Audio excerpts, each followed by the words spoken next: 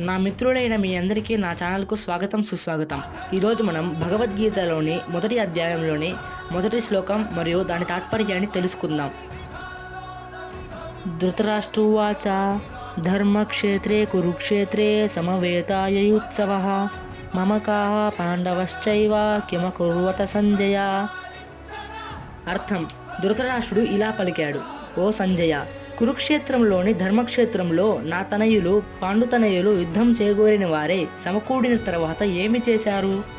తాత్పర్యం: కురుక్షేత్రంలో భగవంతుడు ధర్మాత్ములైన పాండవుల వైపు ఉన్నందువలన కురుక్షేత్రము ధర్మక్షేత్రముగా పేరు పొందింది. ధృతరాష్ట్రుడు తన కుమారులైన కౌరవుల యొక్క యుద్ధంలోని విజయ అవకాశాల గురించి సందేహించాడు. తాను దైవభక్తుడైనప్పటికీ కౌరవుల వద్ద దైవానుగ్రహం లేదని చింతించాడు. సంజయుడు రాజభవనంలోనే ఉన్నప్పటికీ తన గురువైన వ్యాసుని యొక్క అనుగ్రహం చేత యుద్ధాన్ని గురించి కళ్ళకు కట్టినట్లుగా ధృతరాష్ట్రునికి చెప్పాడు. ధృతరాష్ట్రుడు తన కురువంశీయులనే రాజులుగా చేయాలని పాండుపుత్రుల పతనం కోరాడు. దీనితో ధృతరాష్ట్రుని దుష్టబుద్ధి బయటపడింది. నేను చెప్పిన ఈ శ్లోకం మరియు తాత్పర్యాన్ని విని మీరు నేర్చుకున్నారని ఆశిస్తున్నాను. ఇంకా ఇలాంటివి కావాలంటే దయచేసి సబ్స్క్రైబ్ చేసుకోండి.